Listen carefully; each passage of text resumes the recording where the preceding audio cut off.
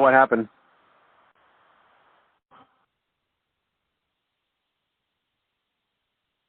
Are you there?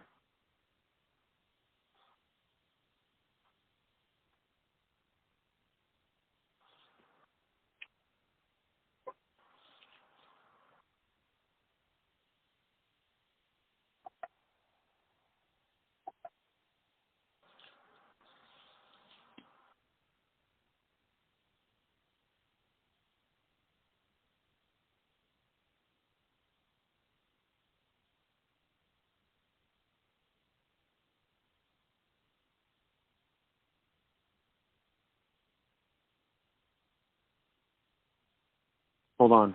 Okay. Yeah. Okay. All right. Looks like it's going. Okay. Let's cross our fingers. Yeah. All right. So, so that was pretty interesting to see your comment the other day on not being preterist anymore. So I'm always interested, because my podcast is really about discussing the interpretation of the Bible. You know, I've got, you know, so much openness to bring guests on who want to talk about interpreting the Bible, so I'm open to, you know, we've had Sam Frost on. I don't know if you've ever listened to any of the interviews that I've done with Sam Frost, but you know, I'd keep having him back up. Sorry, I listened to the first one there, Travis. I got to listen to the other two there. I listened to the first one, I think, I don't know when, but in the summer, I think I noticed your podcast, and I listened to a few. Yeah, John Walton on, and another scholar that I recognized, I forget his name, J.D. something, or... Fesco. Yeah, I'm familiar with the show, and you had some big... some top scholars on there, and Sam I respect greatly, so yeah. Yeah, so I thought that it'd be interesting just to hear your story, and you know, if you're interested in talking about it. Okay, I'll give you a little background, a thumbnail sketch. You know, my Christian theological journey, very, you know, ever so briefly. Sure. You know, I was raised Catholic. Yeah, I was raised Catholic, Travis. But at the age of 15, I had a lot of time on my hands because I got kicked out of school. But that's, you know, teenage angst and that. But and my father was an Adventist, and so I started going through, like, they would put out these Bible prophecy seminar video sets, the Adventists say, and they still do it. And I started watching that, started reading some of their stuff, and by 18, I was baptized into the Adventist church. And I sort of went with the flow, studied their doctrine, but I never learned proper hermeneutics. I never learned any of that. And so by the age of 22, I started studying like a madman, and ended up leaving the Adventist church after quite a bit of study. And actually, it was a former Adventist preacher in my area helped me out quite a bit. And he's a full preterist now. He's been a full preterist for probably 15 years, Larry Hamilton. And so he helped me out a lot, and he introduced preterism to me. I couldn't sleep for a week. I had to go to work, and I couldn't sleep for a week because I read an article he put my hand on Matthew 24 being fulfilled. And I never heard anything like that as an Adventist, you know. And so, at 22, and I'm 33 now, so I've been studying for about 11, 12 years, biblical studies, theology, and been a preterist, struggling between partial and full those 11 years. And I've come to the conclusion now there's no way, I don't think, one can systematize eschatology in general, or preterism in particular. I don't know what you think on that, but I see problems with both partial and full preterism, but the more heinous errors, I think, are in full preterism. I was trying to shoehorn texts that I did not believe the author intended to be fulfilled in AD 70. I shoehorned them in them in any way. I'm like, hey, what's a few texts that are just hanging there? We might as well just throw them in. So let's talk right there. Just give me an example of what you think you were doing that was shoehorning. The resurrection passages, obviously. I never held to corporate body view, covenant eschatology, even though I did learn a lot from Don, and even partial preterists can learn a lot from Don, I believe. Books like Who Is This Babylon are a standard work I would suggest on the Book of Revelation, whether you're partial or full. But I never bought into that at all. And I looked into it when I first started studying, right? And so I held to individual body view, and I thought that was as close to the text as you can get. I talked with Kurt Simmons at length on the phone different times, Ed Stevens, have, Simmons commentaries. I have about a half a dozen Stevens works, some on the resurrection. So, yeah, I delved into the resurrection issue, but I still wasn't really totally satisfied here, because the IBV view of resurrection has two bodies, 2 Corinthians 4-5 and 1 Corinthians 5. Two bodies. One body's left in the ground, the soul's released from Hades, and you're clothed with the heavenly body. I don't see that in 1 Corinthians 15, 2 Corinthians 4-5. Okay, so let's go with what you do see then. What do you see?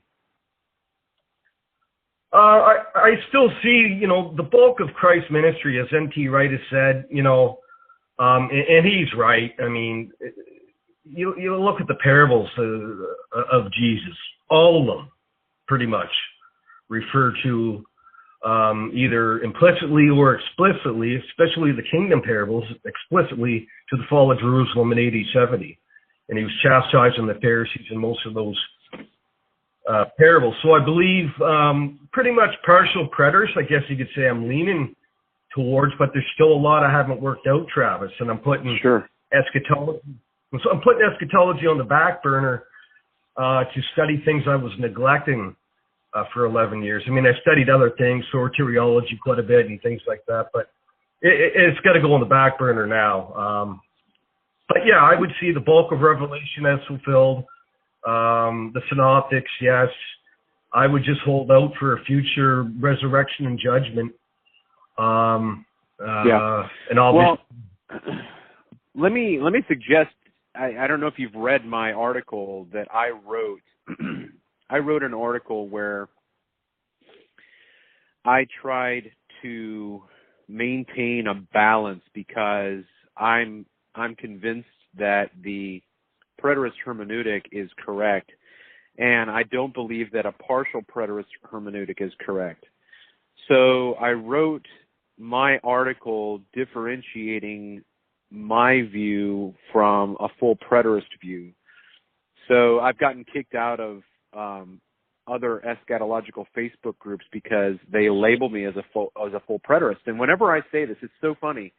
I say, "What do you mean by a full preterist?" They think I'm being evasive and duplicitous, like I'm trying to pull the wool over their eyes.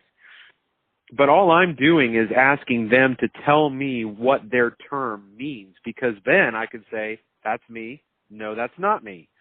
But whenever I say, "What do you mean by a full preterist?" they think I'm just completely being dishonest.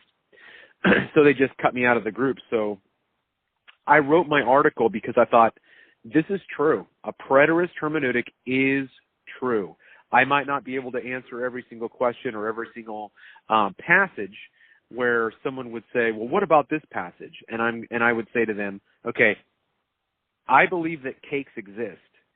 And if you ask me to explain to you how baking soda works in cake, I don't know. But that doesn't mean the cake doesn't exist."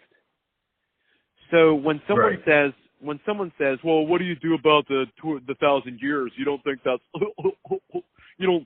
I'm like, dude, the whole paradigm doesn't fall on whether or not I can give you an answer for the 1,000 years. But in their mind, it does.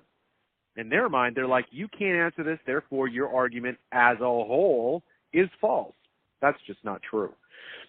So my article argues that there is an option for us to remain orthodox all the while admitting and sustaining a preterist hermeneutic. So if you're interested, I can send that to you. You can read it and then let me know what you think about it, because I would love to interact with someone, and I haven't yet. People that I've sent it to, I don't know. They don't even get back to me and give me criticisms and say, here's where you're wrong or whatever. It's just they don't respond. So I can't really do anything with that. But as you are coming out of something that you were convinced of, and now you're still trying to process it, I think that's great. I think that's fantastic. I have no qualms over. I am so not ever going to call anyone a heretic, because I just do not believe that our salvation is predicated upon our adherence to an idea. You know what I mean? Yeah, you can send that article, Travis. Can you give me just a little thumbnail sketch of how you're orthodox, and do you lean more towards partial, or like if it's too much to get into, maybe just send me the article. I was just kind of curious. Okay, so have you read James Jordan, or are you familiar with his name? Yeah, I have his commentary on Daniel. That's about all I have from Jordan. Yeah.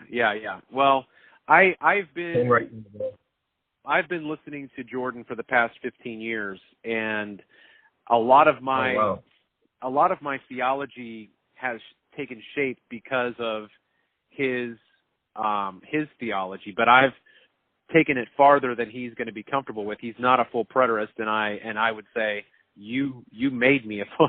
You did this to me. But he argues from Genesis chapter 1. He says that Genesis chapter 1 builds a theology for us to understand the rest of the Bible, so that the Bible, his analogy is the analogy of Beethoven's Fifth Symphony. You know, the one that goes bum bum bum bum. Ba ba ba bum, ba da da da da da da, right? So he basically says Genesis is the opening chords, da da da dum, da da da dum, but the rest of the symphony continues to use and dismantle and reverse and invert those major chords over and over and over again throughout the whole symphony. If you listen carefully, you can hear them backwards, you can hear them fast, you can hear them slow, you can hear them all these different kinds of ways. He says that's what Genesis 1 does as a theological paradigm for the rest of the Bible. So I adapted what most people say. 7 is the number of perfection. I'm going to say, no, it's not. 7 is the number of creation. 7 is the number of creation. Whenever you see 7, you see creation either repictured, destroyed, or put back together again. Okay, so the 7 churches in Revelation is creational. The 7 trumpets, all that stuff has to do with the pattern of theology established in Genesis chapter 1. So what James Jordan basically says is, we see God passing judgment in Genesis chapter 1, and God saw that it was good, and God saw that it was good. All right, now, it doesn't say, and God passed judgment and made an assessment of his creation, and da-da-da-da. That's not what it says, but that's what it means. When he saw what his plan was, he said, it is good, okay? What Jordan says then is that God always passes judgment on his actions, all right? So, if covenant creation is true, and I think that it is, I think that the entire story of the Old Testament is about Israel under Torah, the old creation, the old covenant. That comes to an end and is judged, which is what the New Testament shows. So each language in the New Testament is judgment language. It's not about hell. It's not about eternal conscious torment. It's about 80-70, okay? God passed judgment on the period of history that he established and set in motion in the beginning. All right? Now, that's it. Okay? The entire Bible is done with. Now, that doesn't mean that we are not able to live in this day and age and understand what's happening today and what will happen in the future because of what the patterns of Scripture show us. So, my essay basically says, if God started something in the Old Testament, brought it to completion in the New Testament, and passed judgment on it, and then started a new creation, what does that mean by implication? Well, yeah, you made a couple interesting points there. Well, first off, I should say Jordan, he's pretty deep, and he's quite the teacher. I listened to some of his lectures, I think, on sermon audio, besides his commentary on Daniel, and he's a very unique and interesting teacher, and some say, the greatest Bible teacher on the planet. I ended up buying his debate, it wasn't DVD, just CD, with Don Preston, and I was really hoping, I said, okay, here's James Jordan, but he didn't do too well in that debate. But with the sevens there, would you think there, Travis, in Revelation, I forget which Preterist commentary I read this in, but I forget which one, it could have been Wallace or Floyd Wallace or Simmons or whoever, would say that if you look in Revelation, the sevens, there's 4 sevens. You have the seals, trumpets, bowl judgments, and in there you have the woes. And then they would go to Leviticus 26, and of course Deuteronomy 28 through 30, but Leviticus 26 especially, I will punish you 7 times for your sins, and that is mentioned 4 times in Leviticus 26. So that's kind of how I always took the basis of Revelation, that it's covenant, covenant cursings. Okay. But you might be on there with the 7 there, and I heard you speak in a podcast about Jordan in that something I'll have to look into for sure. Yeah, well, let me draw the conclusion that I was making. I don't know if I led you far enough along for you to pick up on it, but what I'm saying is that based on what Jordan says about Genesis 1, that is that God passes judgment on his works. If he passed judgment on Israel under Torah and then started a new work, the implication is that work will come under judgment as well. So it's an argument from theology. It's an argument from typology. I don't have a proof text for it. There is no proof text. There is, if someone were to say, what verse in the Bible do you think talks about our future judgment? I'm going to say none. They don't. It's not about that. And they're going to say, well, do you believe that there's a future judgment? I said, I would say, I'm open to that suggestion based on typology, but I don't have a proof text for you. I don't have a verse that says that, because every verse in the New Testament that talks about judgment or whatever is only about AD 70. Now listen to this. Tell me what you think about this. Okay, so if I'm talking to my pastor and I say to my pastor, what do you think Jesus is talking about in Matthew 24 when he says the sun and the moon, the sun will not give its light, and the sun will turn dark, the moon will not give its light, and the stars of heaven will fall, and the powers of heaven will be shaken? He says that's talking about when the end of the world happens. And I say, I think it's actually talking about the destruction of the old covenant system that is symbolized with the destruction of the temple. And he goes, okay, but it's both. I'm like, okay, fine. If you're going to do that in this passage, why don't you just do that in 1 Corinthians 15 too? Just give me AD 70 and keep your stupid double fulfillment anyway. Do a both and there too. Yeah, double application. Yeah, you're not being consistent. And then you freak out if I say it happened, and you're like, oh, you're a heretic. You're a heretic. I'm like, no, just do the same stupid gymnastics you did in Matthew 24. Do it here too. If you're going to do it both and there, So be consistent. Sorry. No, that's all right. That's all right. We're both talking over. It's cool. No, I was just going to say, be consistent in your hermeneutic, right? Well, not only be consistent, but give flexibility. I'm like, dude, if you can see that you can do it here, you should be comfortable in saying everything is 80-70. It was. Everything. This is all about 80-70, every single part of it. But it's also symbolically about our future. As long as you do that, I don't care. As long as you give me 80-70, you can have 50 million triple back somersaults and get your thing. As long as you give me the fact, as long as you acknowledge this was about the end of the old covenant. But so that was my attempt in my essay. My attempt in my essay was to say, based on what James Jordan says about God's pattern of bringing his work to judgment, we can say that based on that, he started a new work, which is called the New Covenant, and at the end of that, it's going to happen again. But I don't have a biblical text for it. Well, he's showing how God acted in the past and how we'd be consistent in recapitulating these judgments. Right, I think is what you're trying to get at. Yeah. Right. Jordan, he's deep, man. He's probably too deep for me. I think he's not too deep for you, Travis. But I think he was at first. I was like, I have no idea what this guy is saying. I have no idea what. Did he come from? Did he come from the the Tyler, Texas crew? Yeah. With he did. Hilton and yeah. Okay. Yep.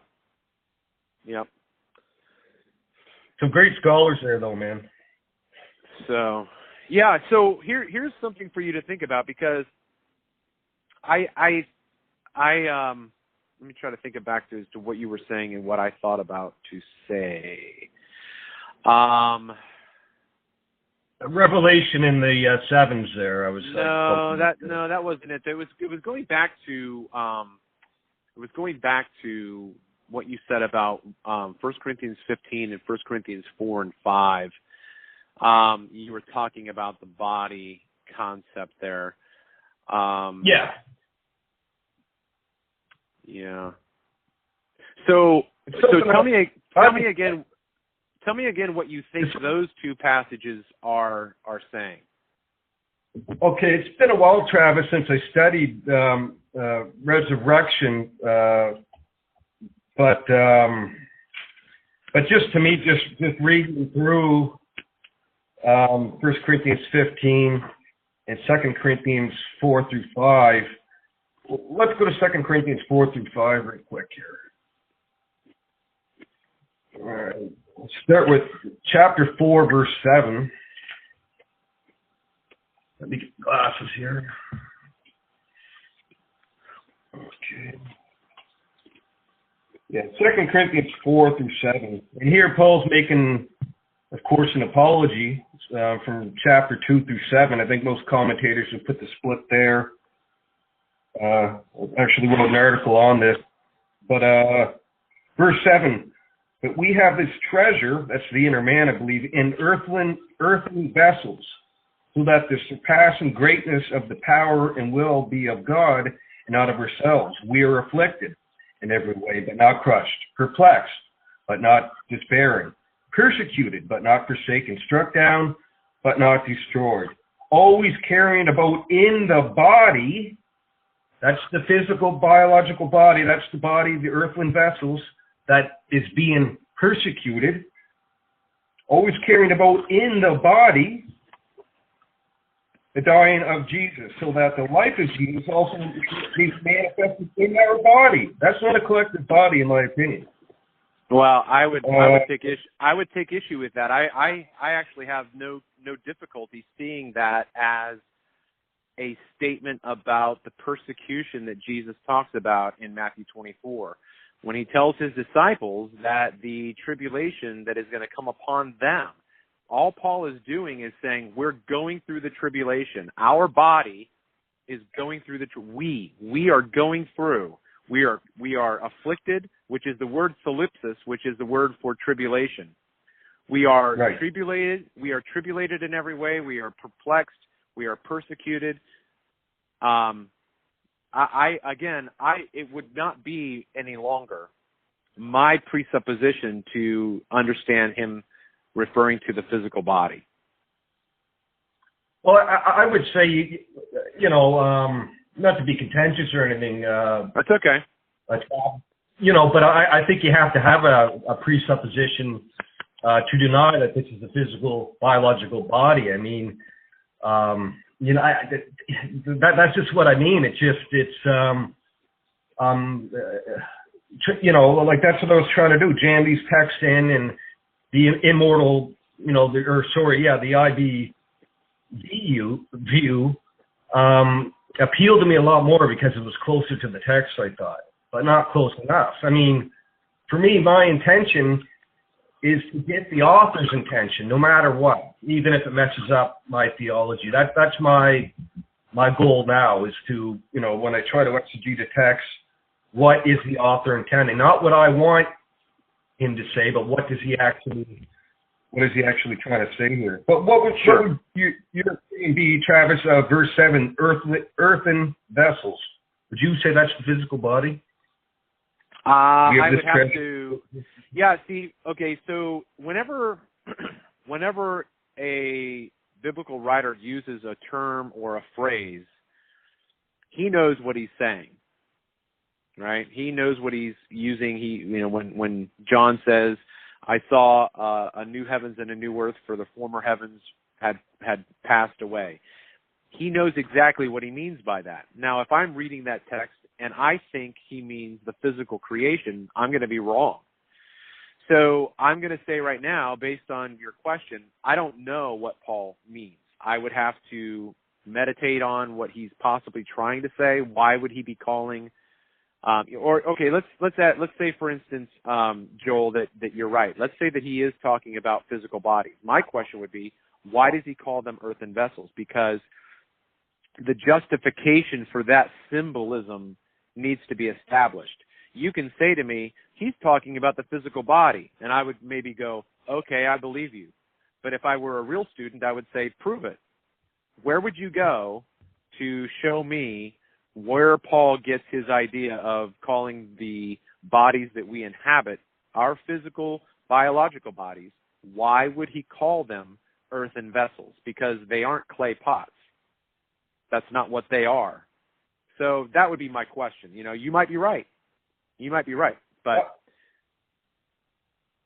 yeah, I'm not too sure why he would do that, but he says we have this treasure in their earthen vessels, and I think that's the new man, the spirit regenerated. And so maybe he's doing a play on words. I'm not too sure. But the point I was just trying to make, Travis, is if we read from verse 7 all the way through chapter 5, verse 5, it becomes apparent, I think, that he's speaking of he talks about an earthly tabernacle, earthly tent. We're going to put off this earthly tent. I don't think that's a collective body. Because if we start in verse 7 and go all the way down, the presuppositions, I think they're destroyed at that point. Okay, so let's look at chapter 5, verse 1, and it says, "For we know that the earthly tent, which is our house," okay? So right there, you've got a parallel with terminology that earthen vessels and earthly tent, right? Right, yeah. Okay, so you're going to say that we know that if the physical body, which is our house, is torn down, we have a building from God, a house not made with hands, eternal in the heavens. You're saying that this passage, when we look at it and interpret it symbolically, because my body isn't a building literally, so obviously it's symbolic language. So what you're saying is that when we die, because that's what torn down means, when we die, we have a new body that God is going to give us that's not made with hands, that comes from heaven. Would that be something that you would be comfortable with? Well, what I think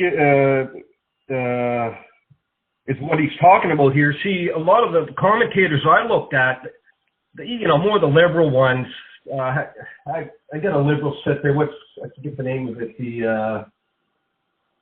It's the Old Interpreter's Bible Commentary. Liberal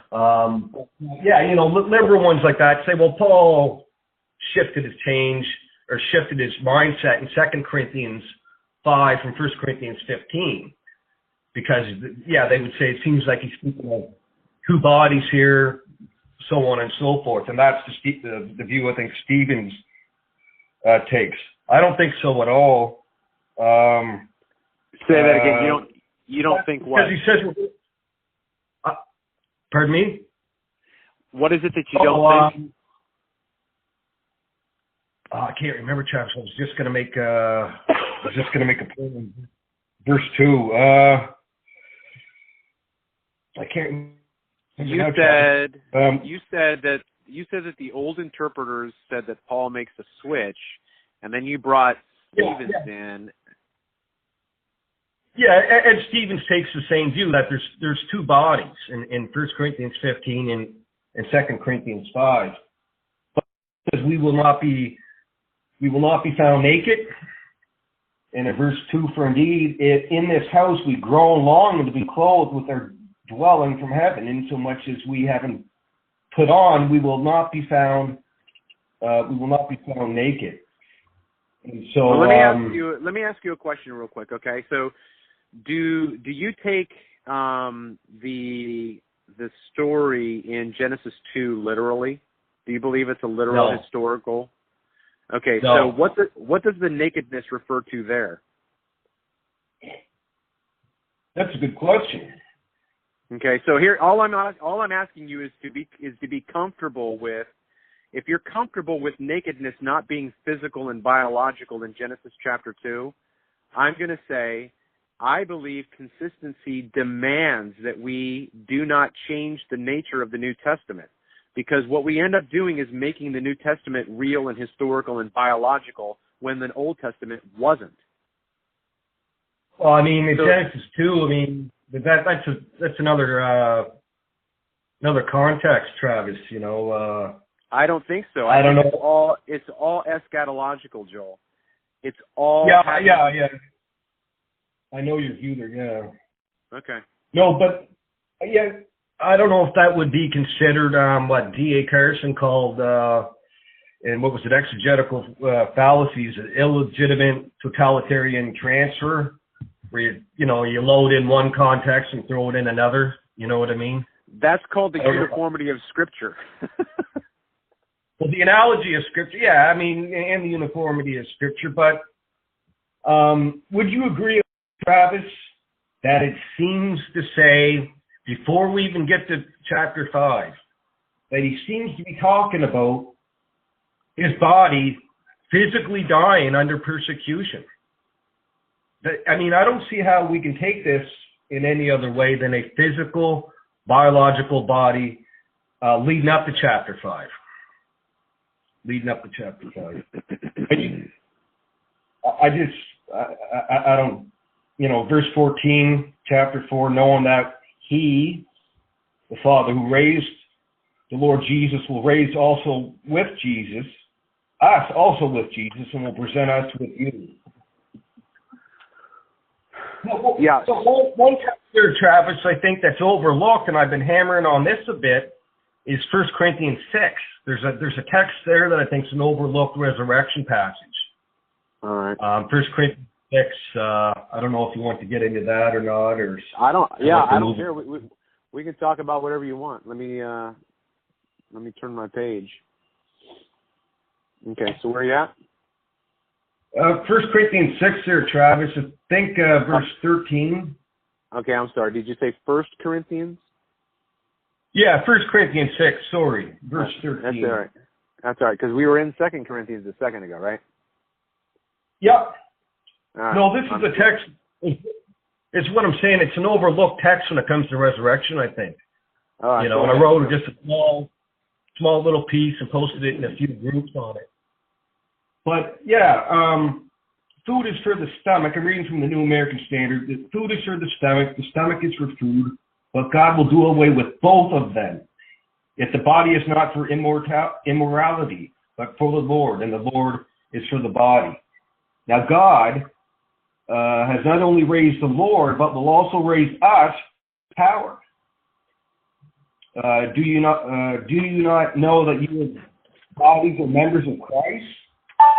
shall I then take the members of Christ and make them members of a prostitute? May it never be.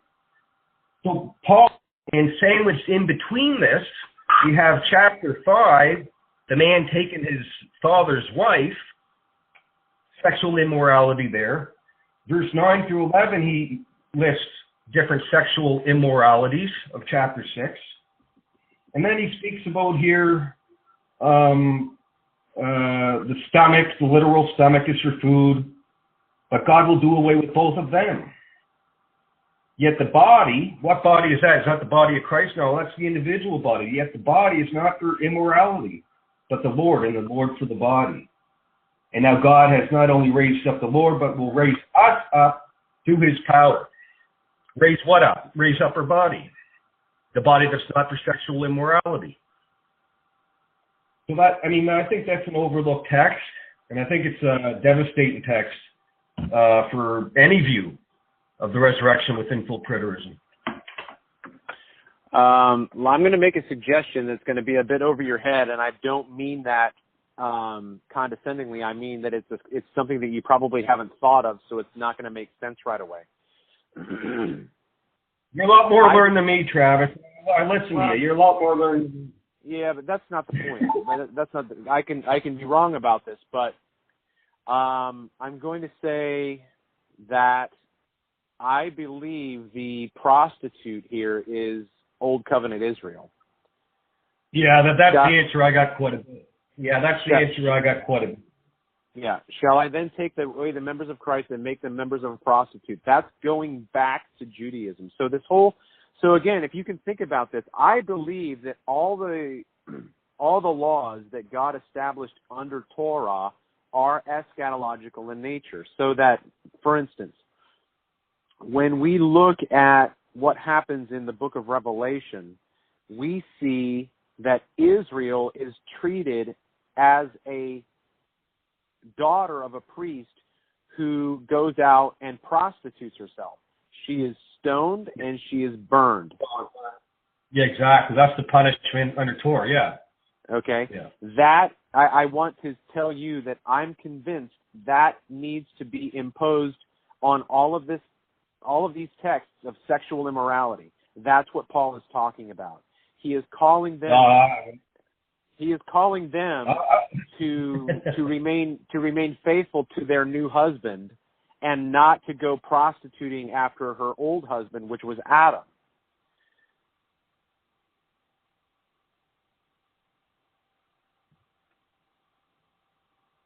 I think it's a stretch, Travis, but So go with this. Okay, so contextually, I don't think that's the case at all. No. Not at all. When he says, you took your father's wife. Well, what is that? He took Judaism and fornicated with Judaism. I mean, no.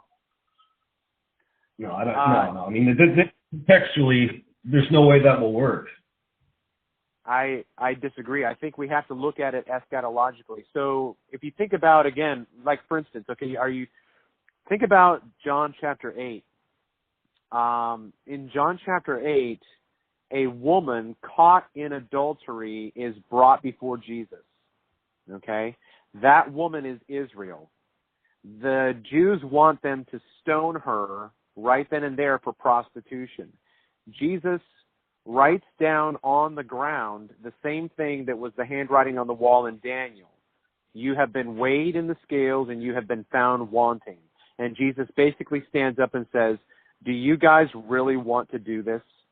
Because if you stone her, I'm going to stone you. He basically puts the judgment of Israel on hold for 40 years. That's what's going on symbolically in the text. Jesus is saying, you guys have no idea what you're asking for. You want me to stone this woman when you guys are the woman. And then he says, go and sin no more. It's all symbolic, dude. I know that it's not comfortable to think that way, but that is what is going on. That's what's going on.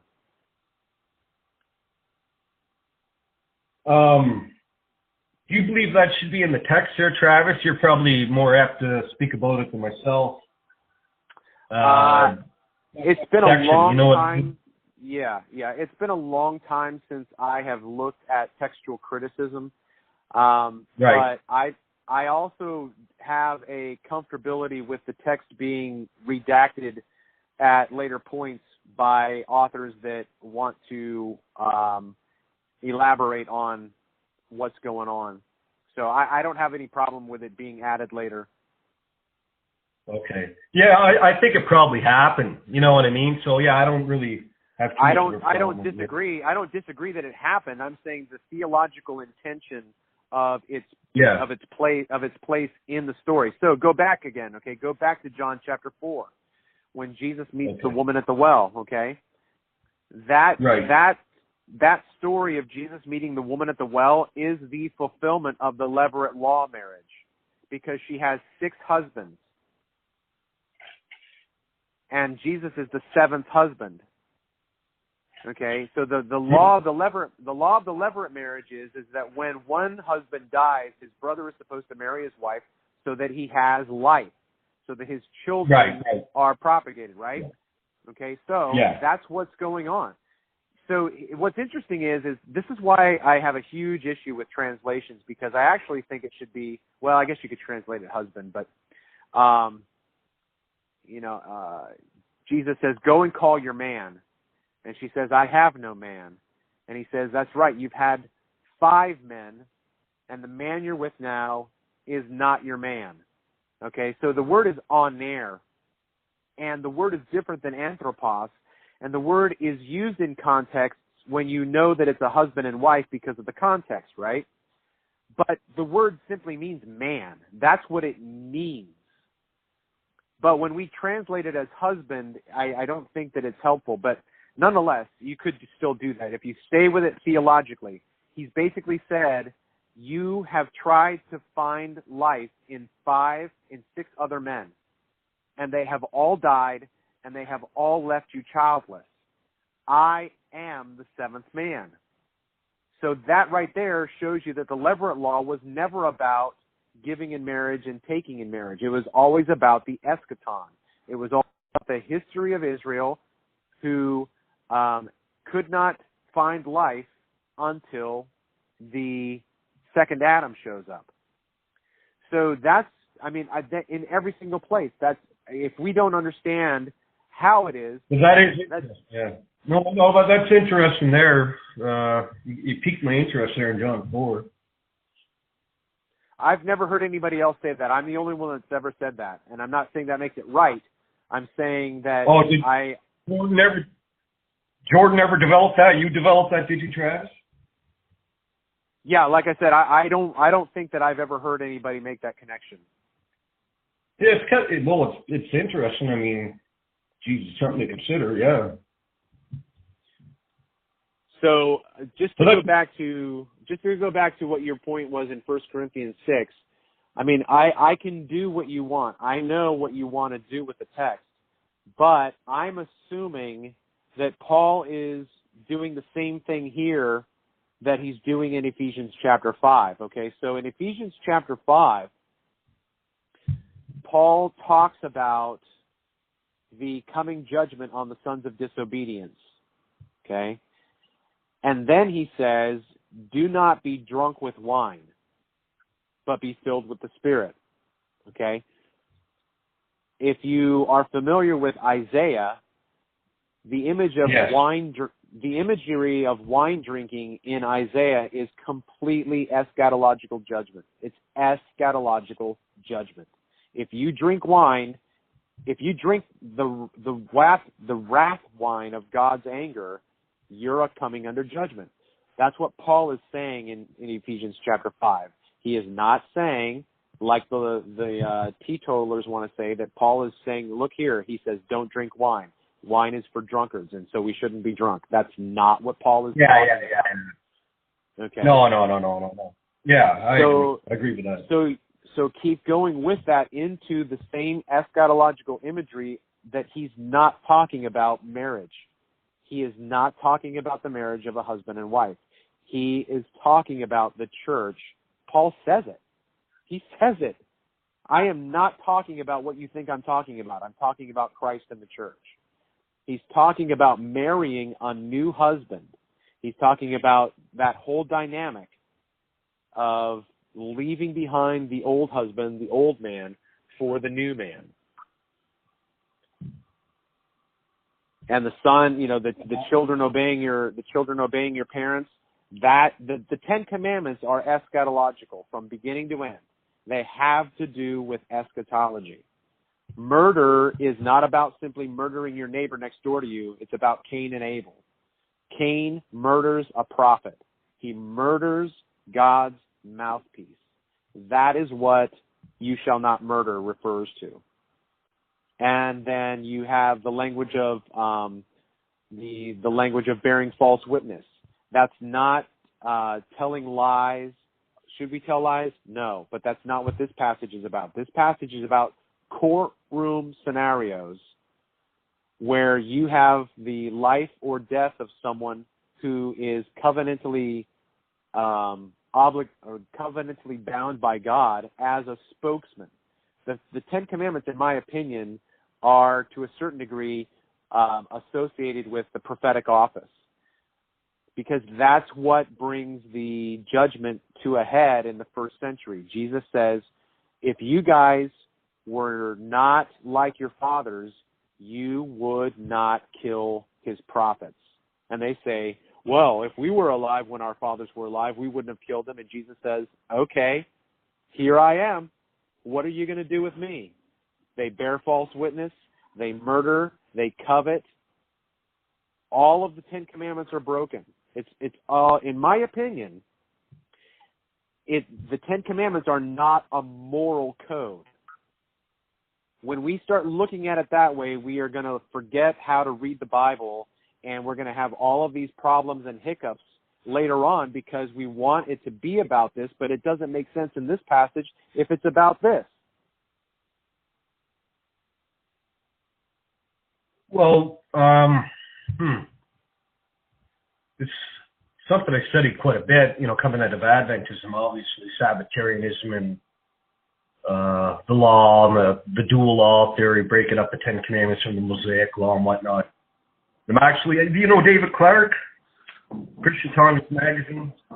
He's getting me to write an article on Sabbath. What's that? It doesn't ring a bell. I think he's a preterist. He puts out the Christian Times Magazine from a Reformed, I think, preterist perspective. And he's getting me to write an article on the Sabbath. And the Sabbath, I would agree, is definitely typological. There's no doubt about that if we read Hebrews 3:7 through 4, But I never heard that they're not moral requirements. The Ten Commandments is kind of different. Okay, so let me go back because I saw something I wanted to bring up from 1 Corinthians chapter 6. Okay, so it says in verse 16. Okay. Do you not know that the one who joins himself to a prostitute is one body? For he says, the two shall become one flesh. Okay, now that is a direct allusion to Genesis chapter 2, right? Exactly, yeah. So when we think that God is saying don't drink wine because only people who get drunk drink wine and I don't like people who drink wine, if we think that's what he's saying, we're going to make that application incorrectly because it's not talking about literal wine. Here, if we think he's talking about the act of physical sex making you one with the person that you are having sex with, we are going to misunderstand this passage. Because Genesis 2 is not about a husband and wife being married. It's not about Adam and Eve. It is about Israel.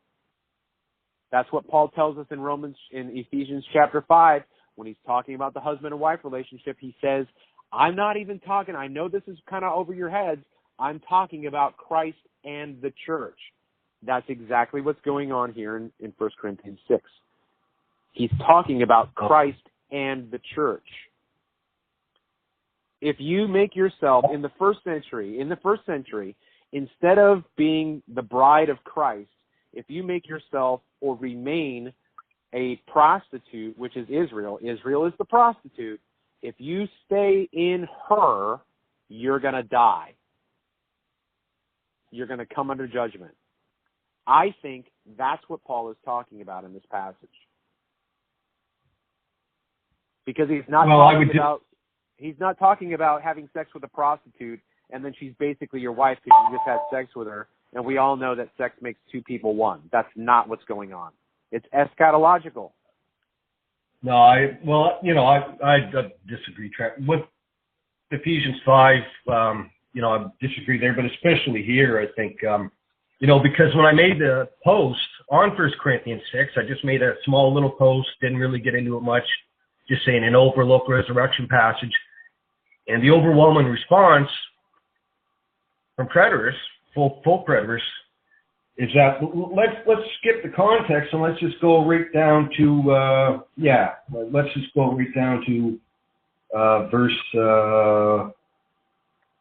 verse 16 and following or whatever, and just totally skip the context. I don't think you could slip Israel in this discussion. Like I say, contextually, there's no way. There's no way, in my opinion. I mean, all right, let's go back real quick. Let's go. That's okay. And you could be right, and that's why I have discussions, because you could say something that makes the light switch on for me, and I see something that I didn't see before. That's why I'm not afraid of having conversations. But look up at verse 9, because I think this is the same thing that we see at the end of Revelation, where we are told who is not in the kingdom. Okay, these people are not in the kingdom. Fornicators, idolaters, adulterers, effeminate, homosexual, thieves, covetous, drunkards, drunkards. If you get drunk, you're not in the kingdom? No. If you're drunk, you're coming under God's judgment. All of these are symbolic of Israel.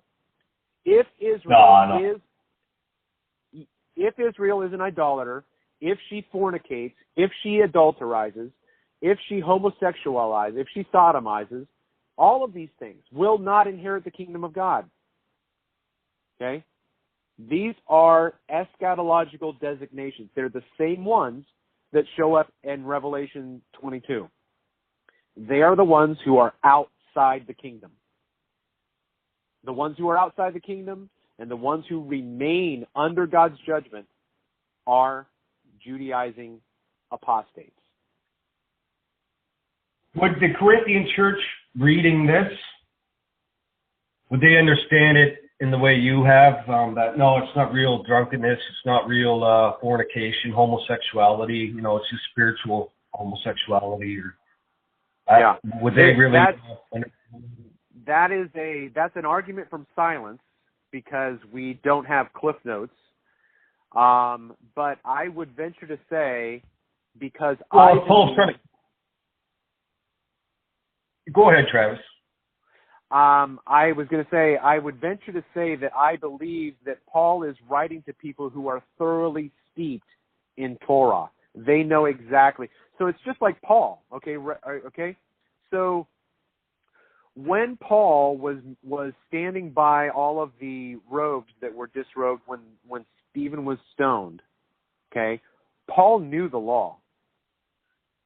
On his way, with papers in hand, to persecute the church, on his way to Damascus, when the light blinded him, I believe he knew he was under the sanctions of Deuteronomy 28. Because the sanctions of Deuteronomy 28 say, you will be struck blind at noon and have to be led by the hand. When Paul was struck blind by the God of the covenant, I think he said, oh shit. I think he knew exactly what was happening.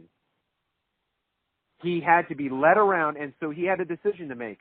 Am I going to stay blind and stay under the curse of the covenant, or am I, like the prodigal son, going to come back into the embrace of my father?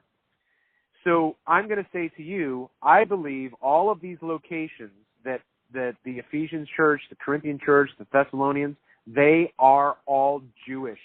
They all know what's going on, and Paul has had to reorient their eschatology. And when he did that, they went, oh, totally see that. Totally see it. Sign me up. I want to be saved. Travis, do you know of any commentators, scholars, exegetes that would look at Corinthians, look at Ephesians 5, Colossians 3, Galatians 5, these lists of sins, and would they say, would do any of them, do you think, take the view that you take? Or No, that's what makes me so crazy.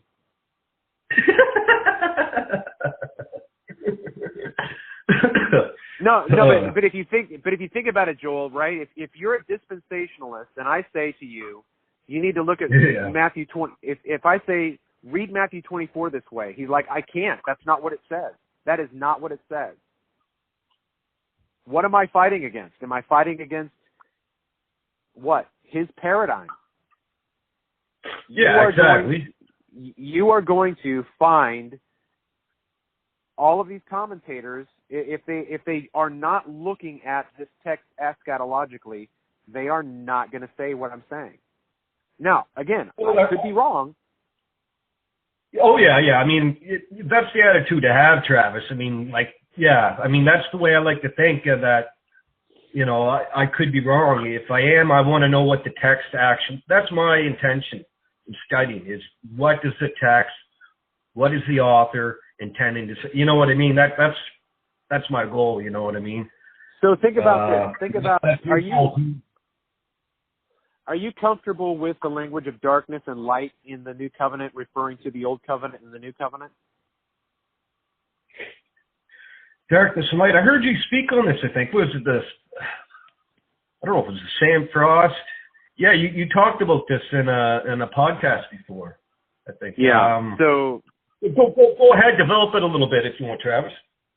Well, it's the same thing that we're talking about. Okay, so there are, let me say this, I'm going to make this number up, okay? There are 17 metaphors in the Bible, in the New Testament. There are 17 metaphors, that's a made-up number, that are all about the same thing. Okay? Now, the question becomes, why are you using 17 metaphors for the same thing? In fact, why are you even using metaphors at all? Just say it straight out. Just tell me what you mean, but that's not the way the Bible works. The Bible is symbolic. So in Ephesians, I lost my internet connection, so I can't, let me try to reboot. Here it is. Okay, so in Ephesians chapter 5, okay? All right. So here's everything after the Olivet Discourse is about the Olivet Discourse. So everything that Paul writes has to do with eschatology and the end of the age and the beginning of the new. Everything. Let no one deceive you with empty words. Because of these things, the wrath of God comes upon the sons of disobedience. Okay, now, my pastor will say that's just talking about people who hate God in the future and the judgment that they're going to face when they die. Okay, that's what sons of disobedience is. I don't believe it. I believe the wrath of God in the first century is universally uniform. It's judgment on Israel. Okay, so that's my context for putting here. Therefore, do not be partakers with them. Why? Because the wrath of God is coming on them. For you were formerly darkness. Now, that is eschatological. That's not necessarily social. Like the Chinese weren't in the dark. Okay? The Russians weren't in the dark or whatever. Israel was in the dark. God placed them in the dark eschatologically. He gave them the law to lead them out of the dark into the light. Okay, but now he says, you were formerly darkness, but now you are light. Walk as children of light. Do not participate in the unfruitful deeds of darkness. Instead, expose them for disgraceful. It's not talking about people who molest children in the dark. That's not what it's talking about. It's talking about Judaism. Judaism, in its history, is in the dark, and you need to leave it behind. Because this reason it says, awake, sleeper, arise from the dead. That's Isaiah. That's Israel having to come back from the dead. Okay? So, what I'm going to say here now is to do this. Take this one metaphor, darkness to light, right? You were formerly darkness, but now you are light. That's exactly what he says in 1 Corinthians 6, but he uses a different metaphor. He says,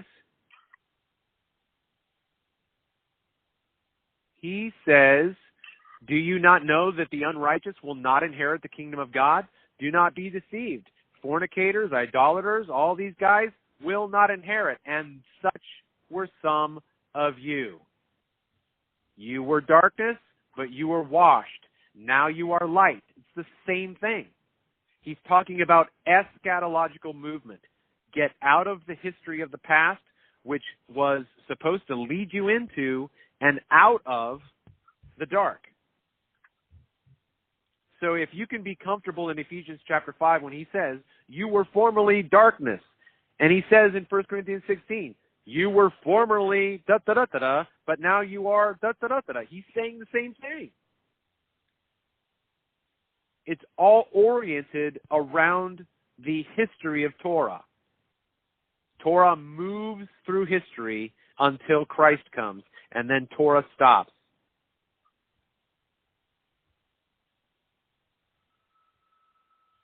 What would you say, Travis? Verse 4, Ephesians 5, 4 and 5.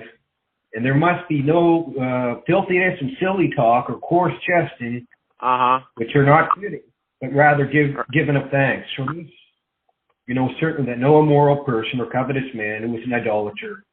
So that's all spiritual. It's not real sins in the church of Corinth he's addressing. Yeah, when you're in the locker room and they start telling dirty jokes, get out of there. That's not what he's talking about. No.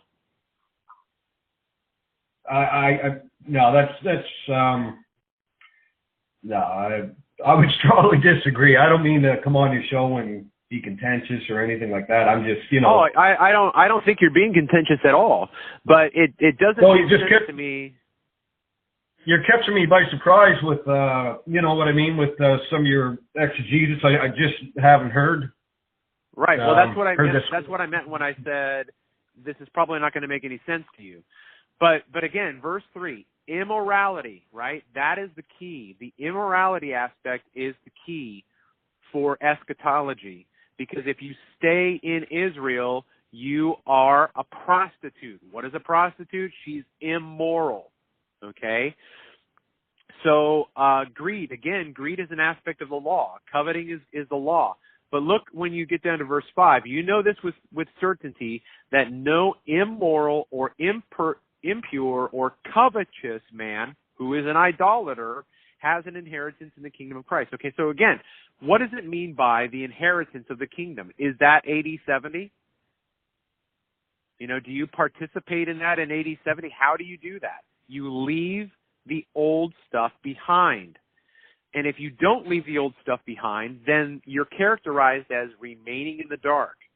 You're characterized as immoral. You're characterized as impure. You're characterized as those negative things that are set up in the law so that you understand how to make the transition when the new covenant comes along. Okay, so for instance, think about this. It's a completely different situation, but it just came into my mind. See if this works for you. In Deuteronomy 18, we are told about the prophet who's going to come, right? Yeah, Christ, yeah. Okay. Sorry. Okay.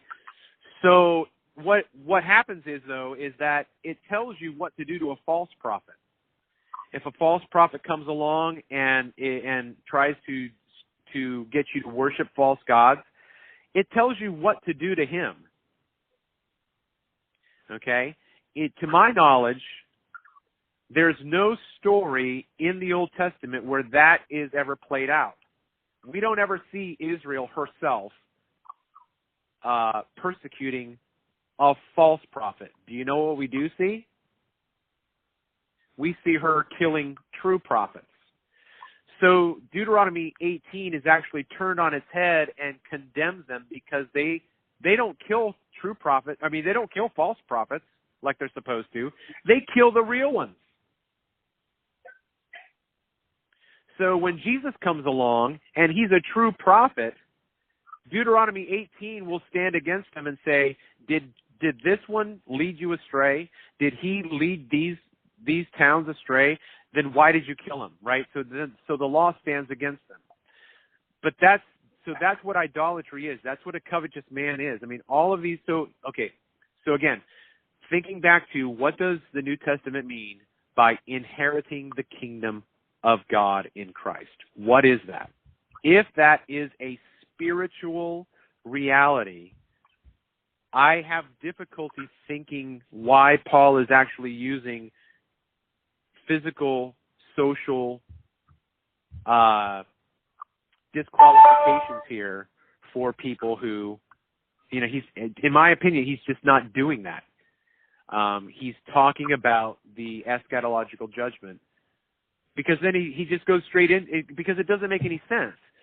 If you're comfortable saying in verse 14, when it says, for this reason it says, awake, sleeper, and rise from the dead, and you're like, yeah, dude, that's totally Isaiah, that's totally the second apocalypse, the little apocalypse, that's totally about the restoration of Israel. Okay, you're like good with that. I'm good.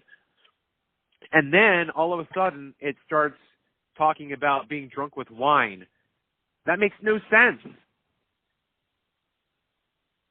It's mixing a message. It's like, Paul, you were just talking about the judgment of the eschaton, and now you're talking about not being drunk with wine?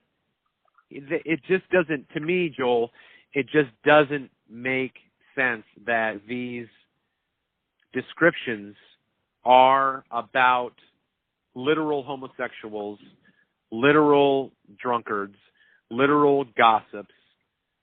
Those are terms that are used for apostate Israel. I would say, simply, to be honest, I mean, this is treading on dangerous ground, in my opinion, when we let our paradigm, cloud this to the point that it'll lead to probably antinomianism. I mean, all sin is spiritual. There's no sin. No. That's you're creating a straw man, because I haven't said that. No, but these texts are some of the most explicit within the Pauline corpus, and yet they don't mean what they say. Yeah, the whole Bible is. That's right. That's right, Joel. That's right. If Genesis 1 is not about the creation of the physical universe, then you are falling on your own sword, because someone is going to say to you, well, if Genesis 1 isn't about this, then how can I know what anything's about? And the point is, you say, learn to read the Bible.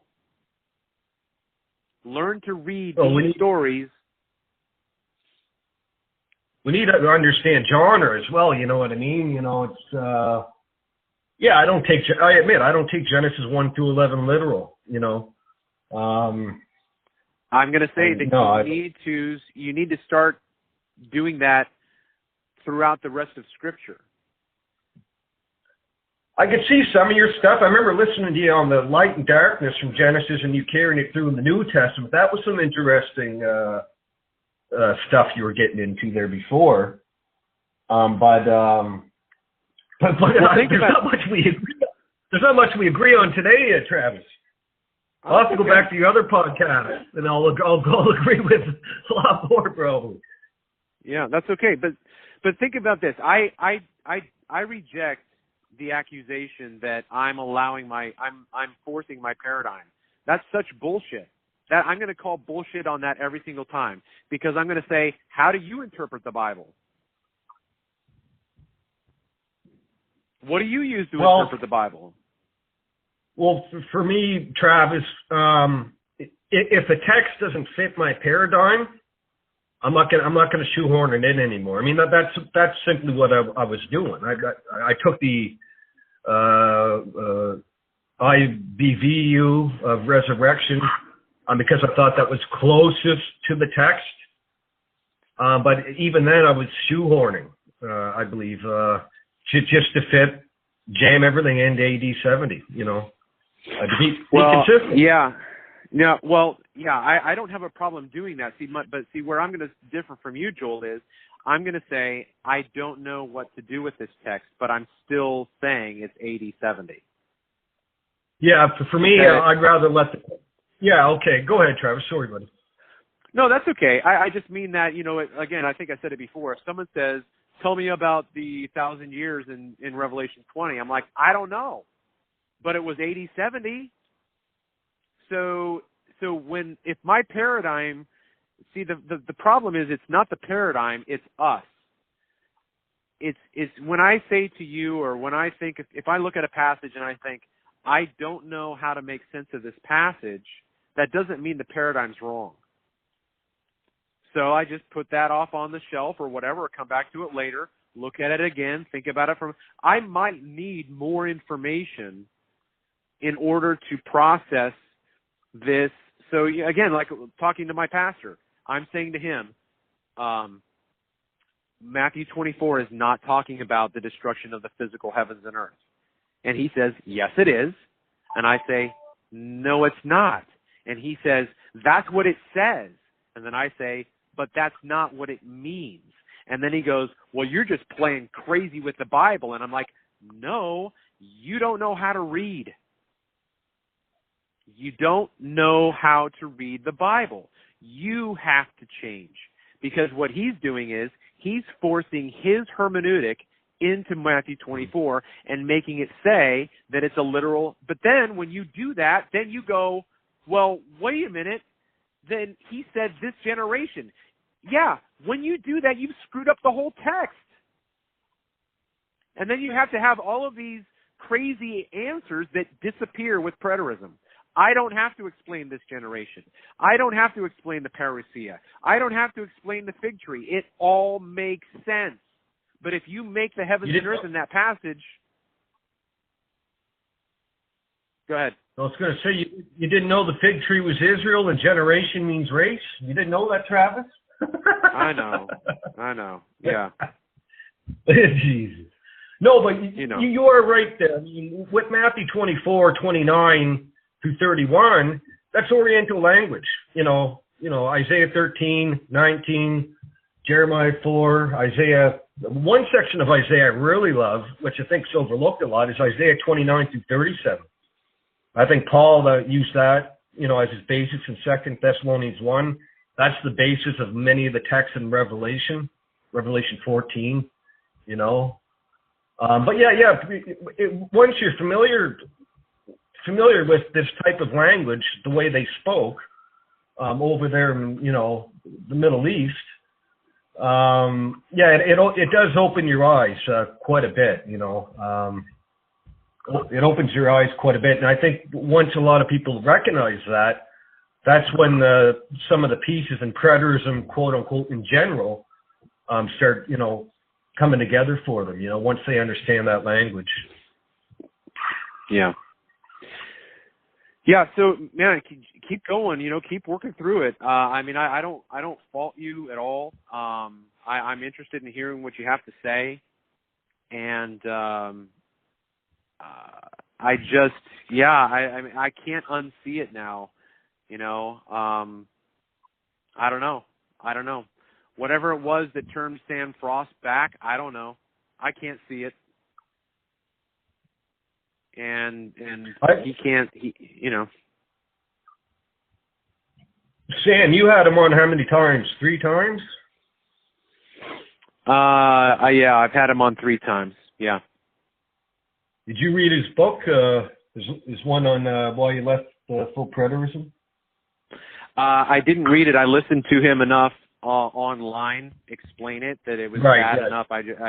It was so bad. It was just, I just heard every flaw in it. It was very painful to listen to. I want to see him and Don debate.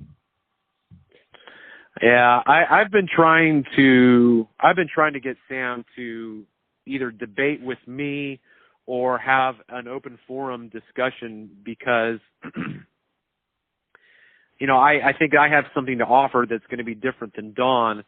But the other thing is that if it ever does happen, it has to be regulated as a debate, so that there's a moderator who calls the fallacies. Yeah. He has to be able to say, because Sam Frost will do straw man in his opening argument, I guarantee you. He will bring up stuff that Don hasn't said, Don won't say, or whatever, and then he attacks those things. Now, I don't hear Don making as many. Don might poison the well a bit when he says certain things, but he's a better debater. Than anybody I've ever heard. But there needs to be a moderator who can call fallacies, and that will be the longest debate ever, because someone needs to stop both parties and say, okay, you've just committed this fallacy, knock it off. Or, I see it like a courtroom too, to where Don would appeal to the moderator and say, Mr. Moderator, that was just a fallacy of a non sequitur. And the moderator either says sustained or not. You know what I mean? Because when I've listened to the past couple of debates, the debate with Jaime Pickett and the debate with Michael Brown. The other, I mean, they just throw fallacies out all the time, and it's so painful because it's poor argumentation. I'll say this about Don. I mean, I said it before. You must have heard of James White, the Reformed apologist. Yeah, I know who he is. Yeah, he debates quite a bit, probably more than anyone. Don's like the James White of debating the cults, or the William Lane Craig of debating atheists. Don is that when it comes to eschatology in general. I mean, I have this debate here. Sam actually was at that conference, 2003 conference, where he debated Tommy Ice and Mark Hitchcock, two PhDs, two top dispensational scholars. They would come up to the 25-minute rebuttal, Travis. They would use 5 minutes of the rebuttal because Don, that was it. I mean, yeah, I've never seen anything like it. Even though I don't agree with a lot of what Don says, I mean, debating skills, they're definitely there, hands down. He's a great orator, and yeah. Yeah, he knows his stuff. Oh, yeah, I mean, it's just, debating Don, it'd be pretty tricky. But yeah, if you could get a debate going with Sam on your show or something, that would be great, yeah. Worth listening to. Yeah. I'll send you the second debate. Or, I mean, not the second debate, but the second episode that I had with Sam Frost. I think you'll get a kick out of it. Send me your, so yeah, because I listened to the first one before. Send me your article as well if you want there, Travis. Yeah, sure. You bet. All right, Joel. Okay, it's been good talking to you, Travis. It's been an honor, buddy. Sure. Appreciate it. Yeah. Anything comes to mind, send me an email or whatever. Just shoot me a line, and we can talk about stuff. Okay, buddy. Godspeed. Take care. All right. God bless.